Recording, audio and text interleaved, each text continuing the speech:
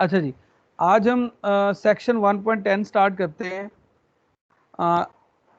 जिसमें हम प्रोपोजिशन 5 पढ़ेंगे। लेकिन हम ये थ्योरम 4 जो इस सेक्शन में गिवन है इसको स्किप करेंगे, इसको हम अलजबरा 2 के कोर्स में पढ़ेंगे नेक्स्ट ईयर। ठीक है, तो इसके लिए कॉन्सेप्ट यूज होता है आइसोमॉर्फिज्म, जो हम नेक्स्ट सेमेस्टर में पढ़ेंगे। अच्छा, फिर हमने लास्ट लेक्चर में देखा था साइक्लिक ग्रुप में कि जो अगर हमारे पास एक साइक्लिक ग्रुप हो तो उसके दो जनरेटर हम इजीली फाइंड कर सकते हैं। कौन कौन से? हमेशा दो एलिमेंट्स उसके जनरेटर होंगे, एक एक्स उसका जनरेटर होगा और अगर एक्स है तो फिर एक्स इनवर्स भी उसका जनरेटर होगा। जैसे कि फॉर एग्जांपल जेड आपके पास under addition infinite cyclic group है, इसका एक जनरेटर 1 होगा और दूसरा 1 का इनवर्स विच इज -1 भी होगा, यानी दो जनरेटर तो इसके होंगे। इसी तरह Z/6Z Z के अंदर एक तो 1 जनरेटर और इसी तरह एक 1 का जो इनवर्स है, तो 6 के अंदर 1 का इनवर्स क्या होगा? 5 होगा। लेकिन अब हम एक और एग्जांपल देखते हैं कि ऐसा भी पॉसिबल है कि एक साइक्लिक ग्रुप के दो से ज्यादा जनरेटर हो, यानी अगर एक साइक्लिक ग्रुप है तो दो जनरेटर तो हमेशा उसके होते हैं। कौन कौन से? एक एक्स और दूसरा एक्स इनवर्स। लेकिन अब मैं देखता हूं कि साइक्लिक ग्रुप के दो से ज्यादा जनरेटर भी हो सकते हैं। जैसे कि इस एग्जांपल में देखें, Z/5Z के अंदर एक जनरेटर आपके पास एक्स हो गया, दूसरा एक्स इनवर्स हो गया, यानी 1 है और 1 का इनवर्स विच इज 4। अब हम फर्दर देखते हैं कि 2 भी इसका जनरेटर होगा। कैसे पता चलेगा 2 जनरेटर? देखते हैं, देखिए जरा आपके पास के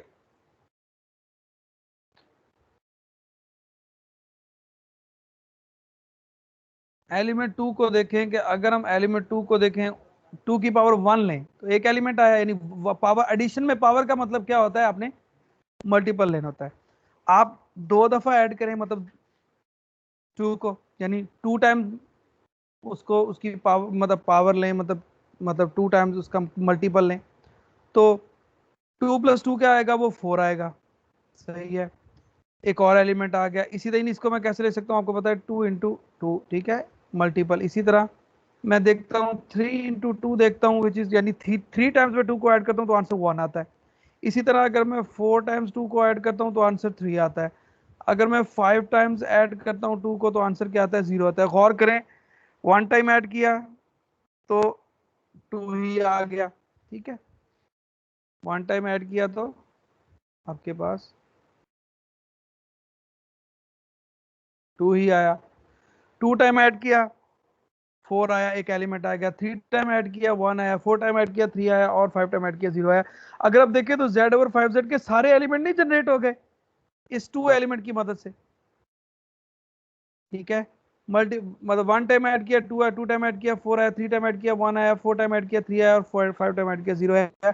सो बेसिकली आपने देखा कि 2 की अगर मैं मल्टीपल लेता जाता हूँ तो वो सारे के सारे एलिमेंट आपके पास मेरे पास आते जा रहे हैं।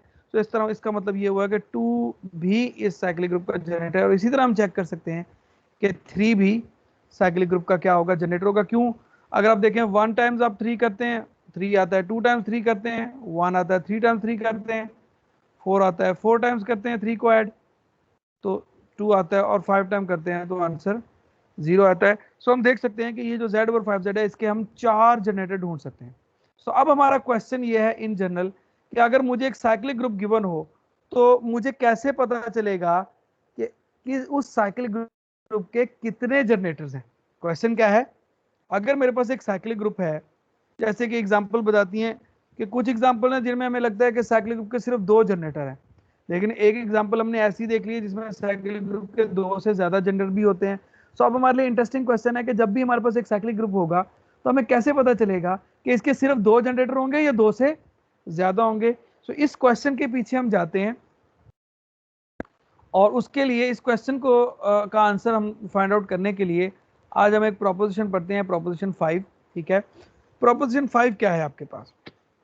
प्रोपोजिशन 5 आपको ये बता रही है कि अगर आपके पास जी एक ग्रुप है और एक्स एक एलिमेंट है ग्रुप का, ठीक है, और आपके पास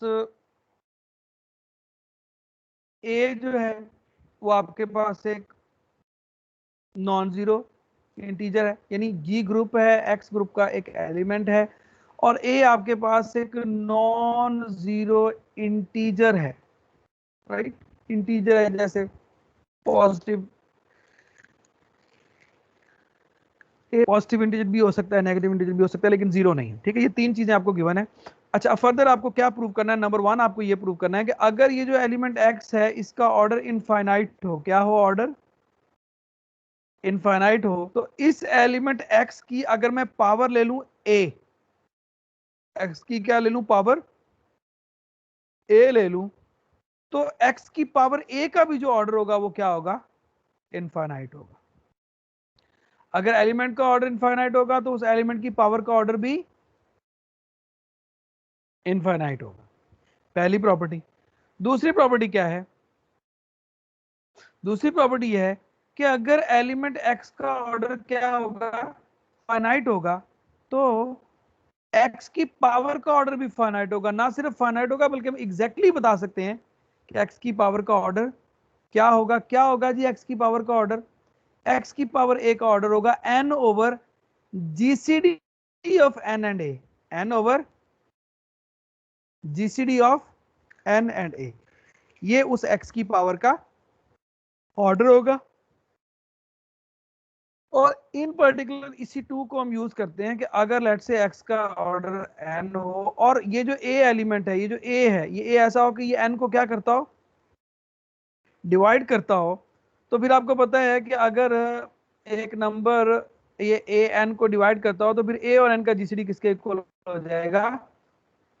ए के इक्वल होगा। तो इसी टू में अगर मुझे पता हो कि ये जो ए नंबर है ये एन को डिवाइड करता है, तो फिर जीसीडी किसके इक्वल? ए के इक्वल हो जाएगा। तो एक्स ए का जो ऑर्डर है फिर किसके इक्वल हो जाएगा?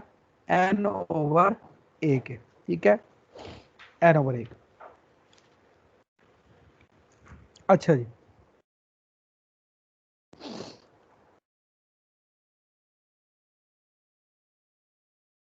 अब हम प्रूफ स्टार्ट करते हैं। पहले पहले हम वन का प्रूफ करते हैं। वन क्या है हमारे पास?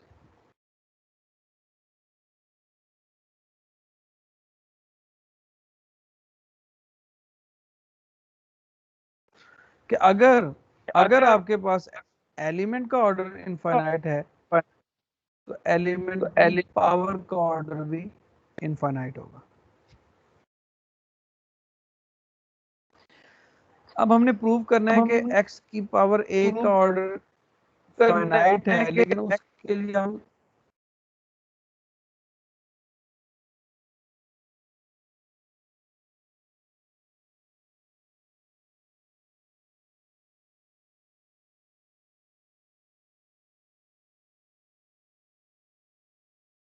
अच्छा जी, हमने प्रूव करना है कि हमें गिवन है कि एलिमेंट x का ऑर्डर इन्फिनिट है, और हमें प्रूव करना है कि एक्स ए का ऑर्डर जो है वो इन्फिनिट है।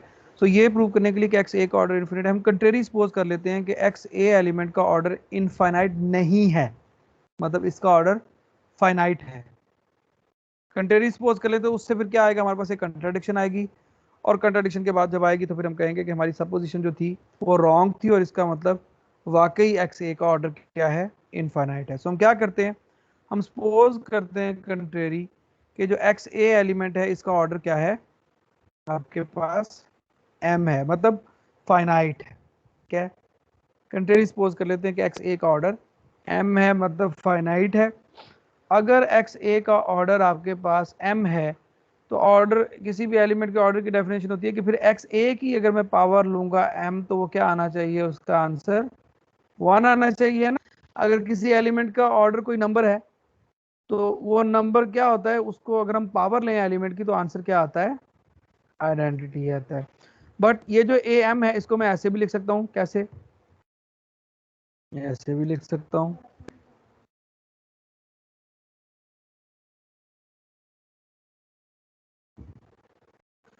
इस ए एम को कंबाइन करके भी लिख सकता हूँ कि आपके पास ये जो एक्स ए एम है इसको मैं ऐसे भी लिख सकता हूँ। ठीक है, इस पावर को कंबाइन कर दिया। अच्छा, इसी तरह देखें, अगर मेरे पास यहाँ पे क्या आया कि एक्स एक्स की पावर जो ए एम है वो वन के इक्वल है, तो अगर मैं इस पावर का क्या ले लूँ? इनवर्स ले लूँ। एक्स ए एम का क्या ले लूँ? इनवर्स ले लूँ, तो वो वन का इनवर्स आएगा, so which also equal to one. But इसको मैं कैसे लिख सकता हूँ? इस एक्स ए एम की पावर को, ए एक्स एम इनवर्स को मैं कैसे लिख सकता हूँ? इसको मैं लिखता हूँ एक्स की पावर माइनस ए एम लिख सकता हूँ। यहाँ मेरे पास क्या आ गया? देखिए यहाँ मेरे पास क्या आया कि एक्स ए की पावर एक्स की पावर ए एम भी 1 आ रहा है और एक्स की पावर माइनस ए एम भी एम आ रहा है, सॉरी एक्स की पावर ए एम भी 1 आ रहा है और एक्स की पावर माइनस ए एम भी 1 आ रहा है, ऐसे ही हो रहा है ना, ठीक है। सो अब मैं क्या देखता हूं कि यहां पे, क्योंकि ए मेरे पास क्या था, ए मेरे पास एक इंटीजर था जो पॉजिटिव भी हो सकता है नेगेटिव भी हो सकता है, और एम एम मेरे पास ऑर्डर है, और ऑर्डर की डेफिनेशन है कि ऑर्डर हमेशा क्या होता है, वो पॉजिटिव इंटीजर होता है, ठीक है। सो अब ए आपके पास इंटीजर है, तो ए पॉजिटिव भी हो सकता है और ए नेगेटिव भी हो सकता है, लेकिन एम हमेशा पॉजिटिव है, ठीक है। सो अगर मैं ए और एम का प्रोडक्ट लूंगा तो क्या आएगा, या वो पॉजिटिव आएगा या वो क्या आएगा, नेगेटिव आएगा, ऐसे ही। सो अगर तो एम पॉजिटिव है तो ठीक है, अगर ए एम नेगेटिव है, तो फिर उस ए एम को अगर मैं किसी नेगेटिव नंबर से मल्टीप्लाई कर दूंगा तो ये माइनस ए एम क्या हो जाएगा, हाँ जी क्या हो जाएगा, हेलो,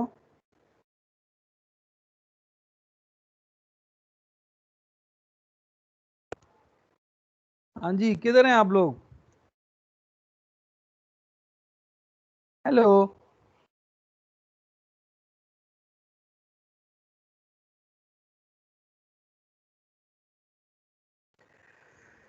सुन रहे हैं आप लोग,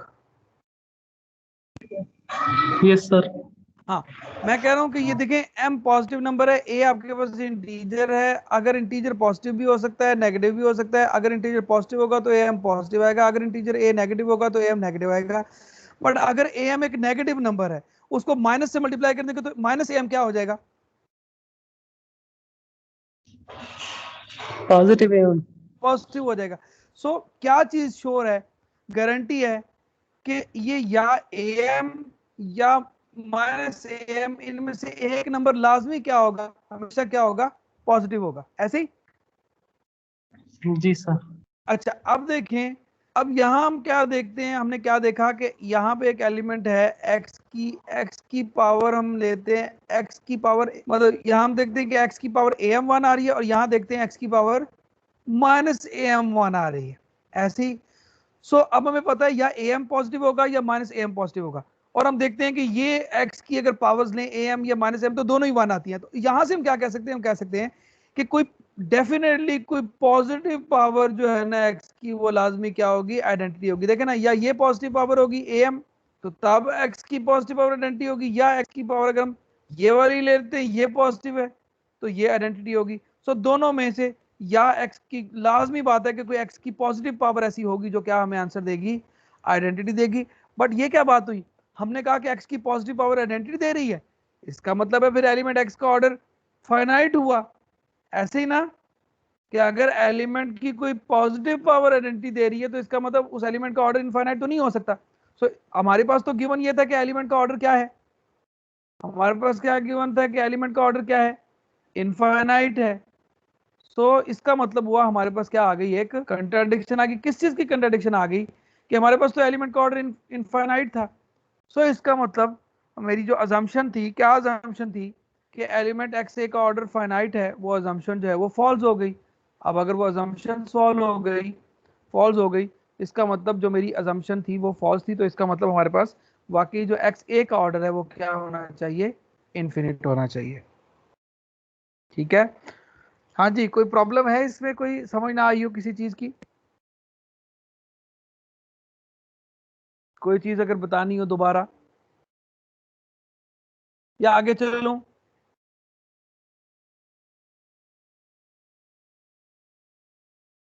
हाँ जी,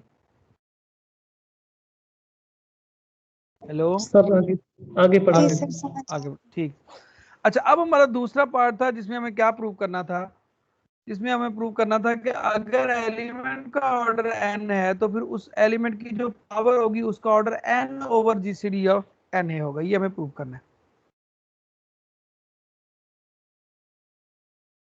ठीक है। सो हमें गिवन है कि जी एलिमेंट का ऑर्डर n है और हमें प्रूव करना है कि एक्स ए का ऑर्डर जो है वो n over GCD of n and a होगा।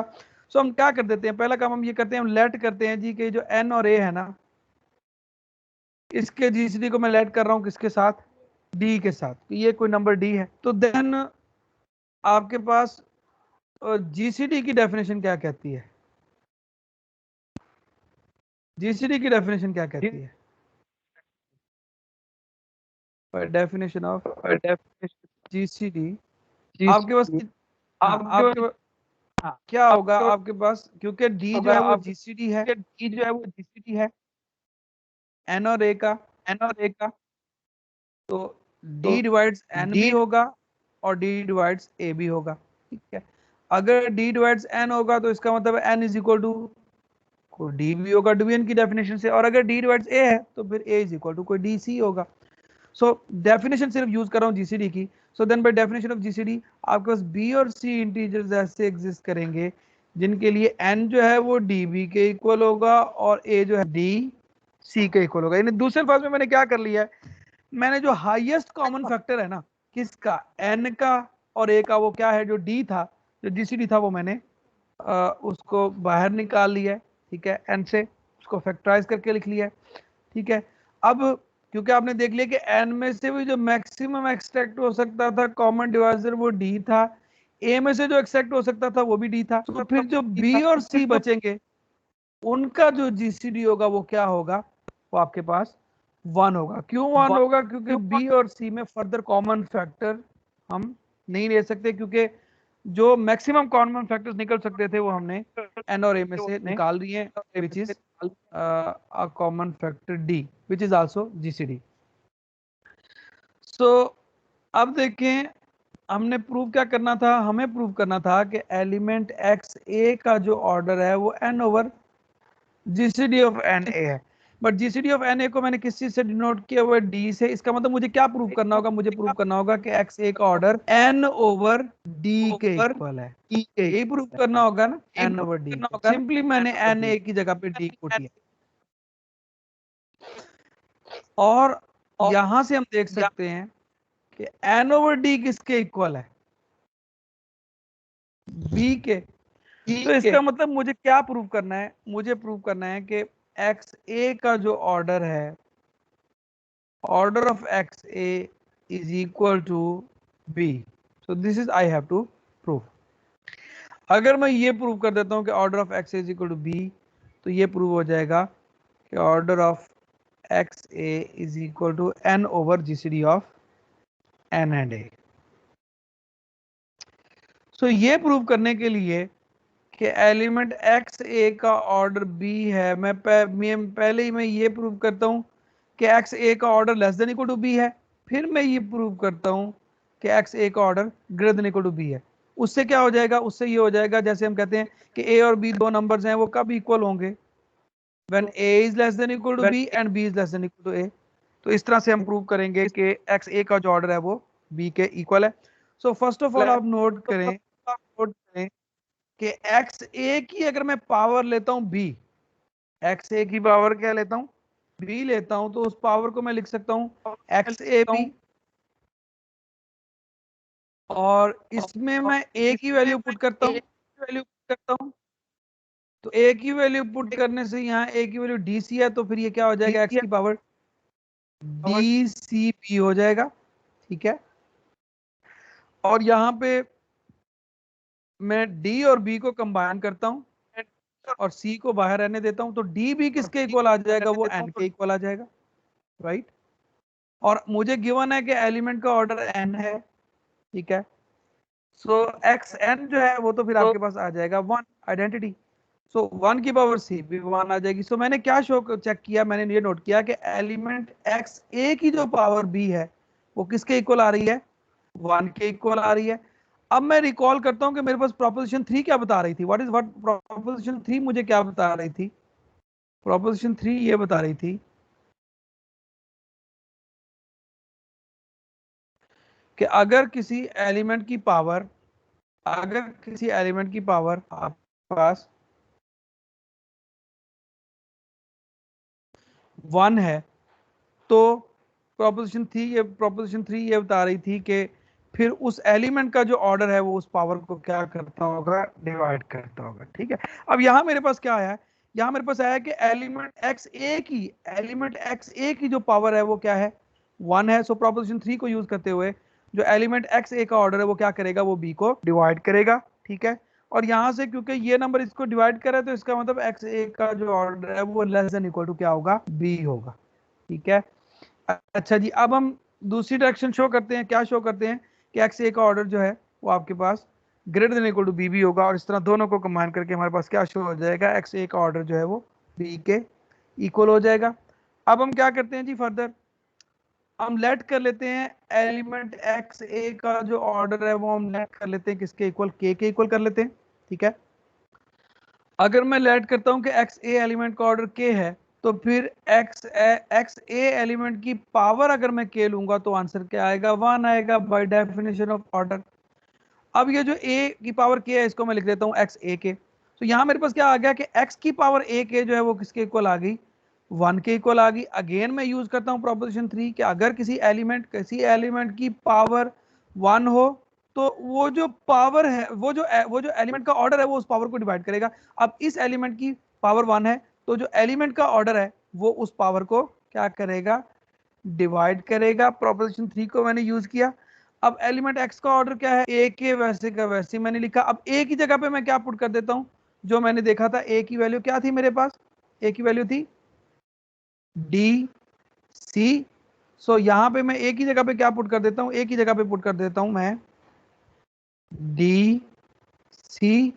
ठीक है, और यहां से डी डी को डिवाइड कर देगा। ठीक है, पीछे क्या बचेगा, बी डिवाइड्स सी के। और अब हमें फर्दर पता है कि बी और सी जो थे वो ऐसे थे जो रिलेटिवली प्राइम थे, उनमें कुछ भी उनका जीसीडी आपके पास 1 है, कुछ उनमें कॉमन नहीं है 1 के अलावा। ठीक है, सो इसका मतलब ये हुआ कि फिर ये जो बी और सी का जीसीडी 1 है, मतलब इनका ग्रेटेस्ट डिवाइजर 1 है, इसका मतलब फिर बी जो है, बी फिर सी को तो डिवाइड नहीं कर सकता। इसका मतलब फिर बी किसको डिवाइड करेगा, वो के को डिवाइड करेगा। बट के किसके इक्वल लिया हुआ था आपने, के आपने लिया हुआ था एक्स ए के ऑर्डर के इक्वल। ठीक है, तो इसका मतलब ये हुआ कि बी डिवाइड ए के ऑर्डर को, और इसका मतलब बी अगर एक नंबर को डिवाइड करे तो इसका मतलब बी उस नंबर से लेस देन इक्वल होगा। सो 1 और 2 को अगर मैं कंबाइन करता हूं, सो मेरे पास एक नंबर है, एक नंबर है A is less than equal to B and B is less than equal to A. तो इसका मतलब फिर दोनों नंबर्स क्या होने चाहिए, इक्वल होने चाहिए। तो इसका मतलब एक्स ए का जो ऑर्डर है आपके पास भाई 1 और 2 इक्वल हो गया बी के। बट मैंने क्या शो किया था, मैंने शो किया था कि अगर बी के इक्वल मैं शो कर दूं तो दिस मीन्स के वो किसके इक्वल हो जाएगा, वो मेरे पास क्या प्रूव हो जाएगा, मेरे पास ये प्रूव हो जाएगा कि एक्स ए का जो ऑर्डर है वो n over G C D of a and n होगा। ठीक है, सो इस तरह से आपके पास ये प्रोपोजिशन प्रूव हो गई। और इसी का जो तीसरा पार्ट था वो आपके पास क्लियरली फॉलो कर रहा है, तो पार्ट 3 है that directly follows by part 2।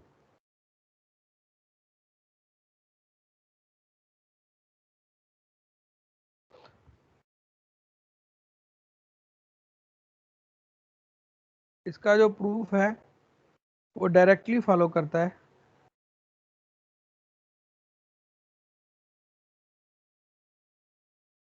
From, कहां से जी, पार्ट 2 से। ठीक है, सो इस तरह से आपके पास इस थ्योरम का प्रूफ कंप्लीट हुआ।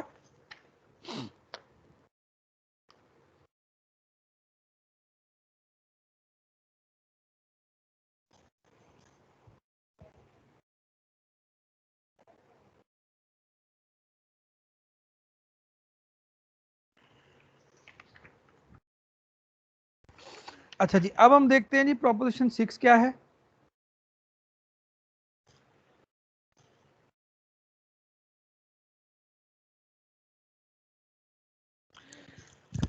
प्रोपोजिशन 6 हमें ये बता रही है कि अगर हमारे पास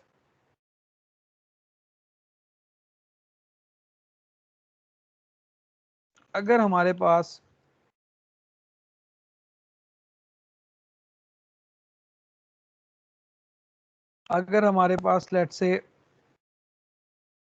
एक एलिमेंट का ऑर्डर इनफाइनाइट है, एक एलिमेंट का ऑर्डर इनफाइनाइट है, तो देन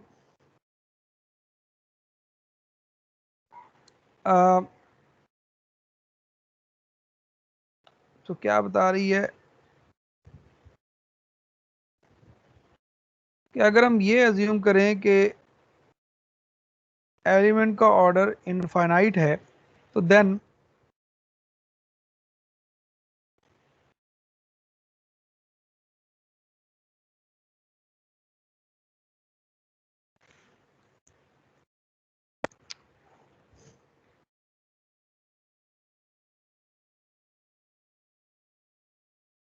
एक एक्स की एक पावर जो है, एक्स की एक पावर जो है वो भी एक साइक्लिक ग्रुप का क्या होगी, जनरेटर होगी। यानी एक्स की कोई पावर, एक्स की कोई पावर ए जो है, ठीक है, वो साइक्लिक ग्रुप का जनरेटर होगी इफ एंड ओनली इफ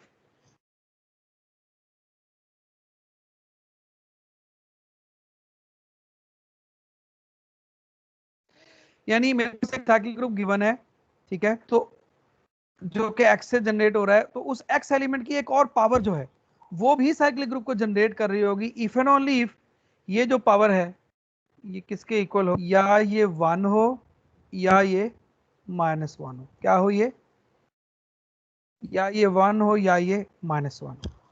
किस केस में, अगर एलिमेंट का ऑर्डर क्या है, इनफाइनाइट है, तो ये वन पार्ट ये बता रहा है अगर एलिमेंट का ऑर्डर इनफाइनाइट है तो कौन कौन सी एक्स की पावर्स हैं जो साइक्लिक ग्रुप के जनरेटर हो सकती हैं, कौन कौन सी हो सकती हैं, ये प्रोपोजिशन बता रही है कौन कौन सी पावर्स हो सकती हैं जो जनरेटर हो सकती हैं। हाँ जी, अगर एलिमेंट का ऑर्डर इनफाइनाइट है तो हमारे पास लेट्स से साइक्लिक ग्रुप है, तो साइक्लिक ग्रुप की जो कि एक्स से जनरेट हो रहा है, तो एक्स की पावर्स ही मुझे बताएंगी कि इसके और क्या जनरेटर्स हो सकते हैं, ठीक है। सो मैं ये प्रोपोजिशन बता रही है 6 का पार्ट 1 कि अगर एलिमेंट का ऑर्डर इनफाइनाइट है तो साइक्लिक ग्रुप की कौन, एक्स की कौन सी पावर्स हैं जो साइक्लिक ग्रुप के जनरेटर हो सकती हैं। बता रहे हैं कि जी सिर्फ और सिर्फ या एक्स की पावर 1 है जो उसका जनरेटर हो सकती है, या एक्स की पावर -1। यानी अगर एक्स आपके पास एलिमेंट एक्स का ऑर्डर इनफाइनाइट है, यानी दूसरे अल्फाज में जो इनफाइनाइट साइक्लिक ग्रुप है उसके सिर्फ और सिर्फ कितने जनरेटर हो सकते हैं, दो। कौन से, दो जनरेटर। एक एक्स और दूसरा x inverse, there is no other generator. Proposition 2 क्या बता रही है, अब देखिए ये बता रही है वो z/4z 5z की सिचुएशन को, ठीक है, कि अगर हम अज्यूम करते हैं कि हमारे पास जो जनरेटर है साइक्लिक ग्रुप का, ठीक है, उसका ऑर्डर जो है वो क्या है, हमारे पास फाइनाइट है, ऑर्डर क्या है, फाइनाइट है, तो देन कौन कौन सी पावर्स होंगी जो साइक्लिक ग्रुप को जनरेट करेंगी। हम बताते हैं कि कौन सी एक्स की पावर्स होंगी जो कि साइक्लिक ग्रुप के जनरेटर्स होंगी। हम बता रहे हैं ये कौन सी पावर्स होंगी, दीज आर द पावर्स, ये ऐसी पावर्स होंगी, ठीक है, ये ऐसी पावर्स होंगी जिनका अगर n के साथ में जीसीडी ले लूं तो क्या आएगा, 1 आएगा। जिनका n के साथ जीसीडी लूं तो 1 आएगा। देखें जरा, हमने जो एग्जांपल की थी z और 5z, आपको याद होगा उसके कौन कौन से जनरेटर थे, 1, 4 और 2 और 3। गौर करें, क्या 1 का 5 के साथ जीसीडी देखें, 2 का 5 के साथ जीसीडी देखें, 3 का 5 के साथ जीसीडी देखें, 4 का 5 के साथ जीसीडी देखें, ऐसे ही क्या आ रहा है, 1 आता है कि नहीं आता। यस मैं सर, क्या वन। कह रहा हूं कि अगर एक साइक्लिक ग्रुप का ऑर्डर n है, फाइनाइट है, तो x और x से वो जनरेट हो रहा है, तो x की कौन कौन सी पावर्स हैं जो उस साइक्लिक ग्रुप की जनरेटर होंगी, वो तमाम x की पावर साइक्लिक ग्रुप का जनरेटर होंगी जिनका n के साथ जीसीडी क्या होगा, आपके पास 1 होगा, ठीक है। और इन पर्टिकुलर इसका मतलब ये हुआ, इन पर्टिकुलर इसका मतलब ये हुआ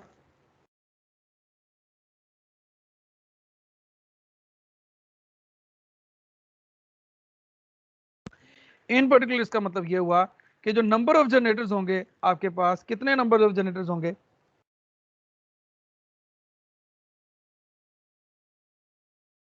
यानी तादाद, कितने जनरेटर्स होंगे फाइनाइट साइक्लिक ग्रुप के, इनफाइनाइट के कितने जनरेटर्स होंगे, 2।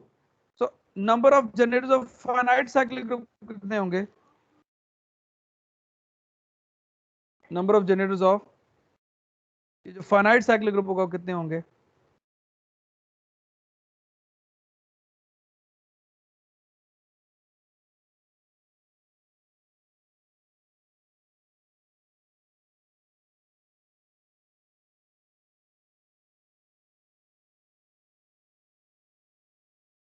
Number of generators of cyclic group of order कितने होंगे?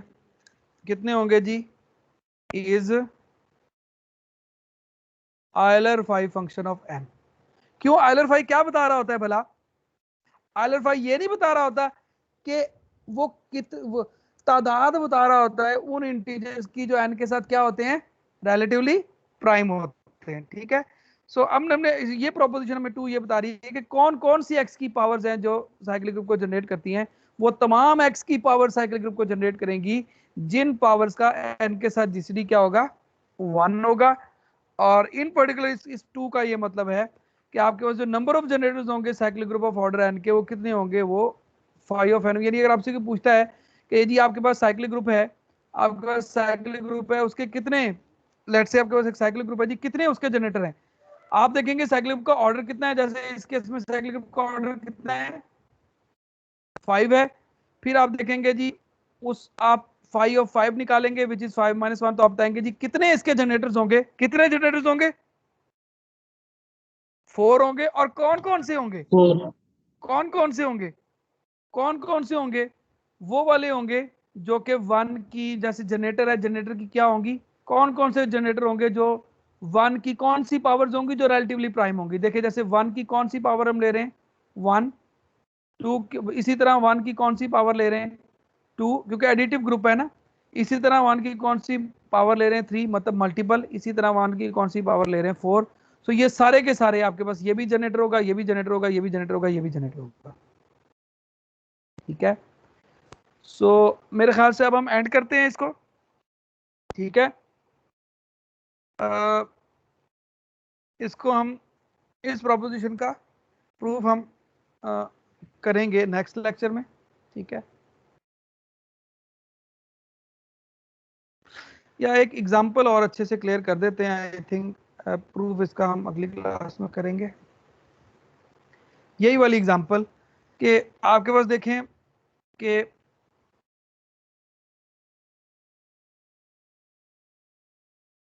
लेट्स से हम देखते हैं जी,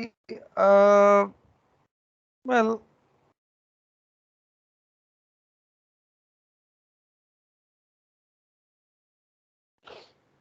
लेट्स से मेरे पास एक साइक्लिक ग्रुप है, मैं उसको Z5 से नोट करता हूँ।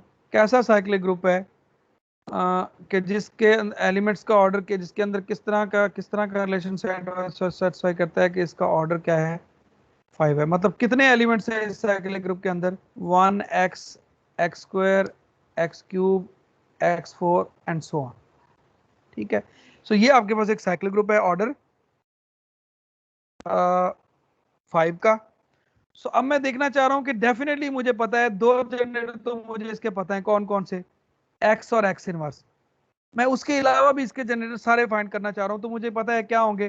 कैसे फाइंड करूंगा, मैं देखूंगा कि जी वेल इसका जनरेटर क्या है, x है, और x की कौन कौन सी पावर्स हैं जो इसको जनरेट कर सकती हैं। मैं क्या देखना चाह रहा हूं कि x की, सो ऑफ कोर्स Z5 का एक जनरेटर तो है, x है। मैं देखना चाह रहा हूं और कौन कौन सी पावर्स हैं जो इसका जनरेटर हो सकती हैं। ठीक है, तो आपको थ्योरम क्या बता रहा है, वो सारी पावर्स हो सकती हैं जिनका किसके साथ, जिनका किसके साथ, अब देखिए यहां पे x का ऑर्डर क्या है, 5 है, जिसका किसके साथ, उस 5 के साथ जीसीडी क्या है, 1 है। क्या आप बता सकते हैं कौन से ऐसे नंबर्स होंगे जिनका जीसीडी 1 होगा 5 के साथ, 1 होगा, 2 होगा, 3 होगा और 4 होगा, ऐसे ही। Yes sir. हाँ जी, तो यहां से आप क्या बता सकते हैं, इसका मतलब आप बता सकते हैं कि Z5 को कौन कौन से एलिमेंट जनरेट कर सकते हैं। 1 लेंगे, एक जनरेटर आ जाएगा, 2 पावर लेंगे, दूसरा जनरेटर आ जाएगा, 3 पावर लेंगे, तीसरा जनरेटर आ जाएगा, 4 पावर लेंगे, चौथा जनरेटर आ जाएगा। ठीक है, समझ आई बात की। तो यहां से हमने देखा कि Z5 के कितने यस जनरेटर्स सर। हैं, 4। एक और एग्जांपल करते हैं, देखें लेट से मैं ले लेता हूं Z8। Z8 का मतलब है एक ऐसा साइक्लिक ग्रुप जिसका ऑर्डर कितना है 8, मतलब कितने एलिमेंट्स है उसके अंदर 1 x स्क्वायर, चलते चलते x3 x4 x5 x6 और x7 ऐसे ही। और यहाँ पे क्लियरली जो आपके पास जो इसका ऑर्डर है यहाँ पे ग्रुप का कितना है, साइक्लिक ग्रुप का ऑर्डर कितना है 8 है, और वही आपको पता है उसके जनरेटर का भी ऑर्डर है ऐसे ही। सो अब देखें यहाँ पे मैं देखना चाह रहा हूं कि Z8 जो है, जो ऑफ कोर्स x से तो जनरेट हो रहा है, लेकिन उसके अलावा x की किस पावर से जनरेट हो रहा है, मैं वही यूज करना चाह रहा हूं प्रोपोजिशन 6, जैसे मैंने यहां यूज की थी। प्रोपोजिशन 6 का दूसरा पार्ट यूज किया था, यहां भी मैं प्रोपोजिशन 6 का दूसरा पार्ट यूज करना चाह रहा हूं। ठीक है, यहां पे कि कौन सी ऐसी पावर्स हैं आपके पास जो क्या करती हैं, जो कि साइक्लिक ग्रुप को जनरेट करती हैं। सो कौन सी हैं जिनका 8 के साथ जीसीडी क्या है 1 है। अब कौन सी हैं जिनका 8 के साथ जीसीडी 1, so कौन से इंटीजर्स हैं जिनका 8 के साथ जीसीडी 1 होगा, 1 होगा। 2 का 8 के साथ होगा जीसीडी 1, नो। 3 का यस, नो। 4 का नो, 5 का यस, 6 का नो, और 7। सो इसका मतलब ये हुआ, यहां से ये पता चला कि कौन कौन से आपके पास Z8 के कौन कौन से जनरेटर हो सकते हैं। ऑफ कोर्स X होगा, ठीक है।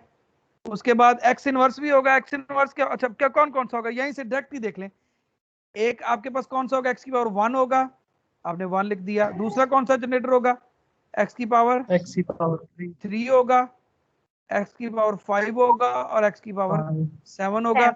और दूसरा, यानी हमें यह भी पता चल जाता है, यानी जनरेटर निकालने से पहले ही हमें पता चल जाता है। देखो क्या पता चल जाता है, हमें पता है 5 ऑफ 8 किसके इक्वल होता है, हमें पता है 4 के इक्वल होता है। तो हमें पहले ही पता चल जाता है, पहले तो पता चलता है नंबर ऑफ जनरेटर्स हैं कितने, है ना, नंबर ऑफ जी जनरेटर्स हैं कितने भी पता चल जाता है। और फिर फाइंड कैसे करने हैं, वो जो नंबर्स हैं जो रिलेटिवली प्राइम होते हैं वही x की पावर कर ले लें, तो वो हमें बताएंगे कि इसके कितने जनरेटर्स हो सकते हैं। जैसे अब यहाँ पे इसके कितने जनरेटर्स हैं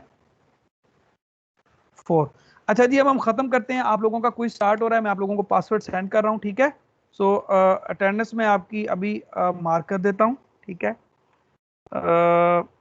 या एंड मैं आप लोगों के CR को और इधर भी आपका मैसेज छोड़ देता हूँ, ठीक है।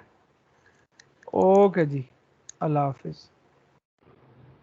सर जी जी सर, वो जो क्विज था वो कह रहे थे उधर स्टार्ट करने के लिए पासवर्ड रिक्वायर है। जी, मैं वही सेंड कर रहा हूँ आपको, अभी वही सेंड कर रहा हूँ। ओके, अल्लाह हाफिज।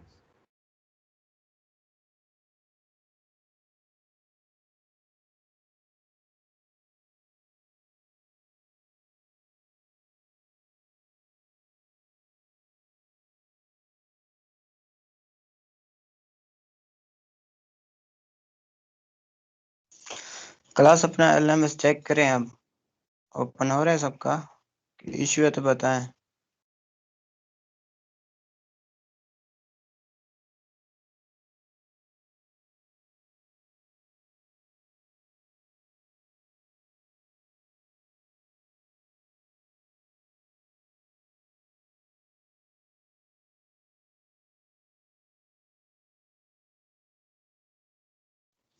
अटेंडेंस हो गई है, मतलब मीटिंग लीव कर दें, आप LMS ओपन करें।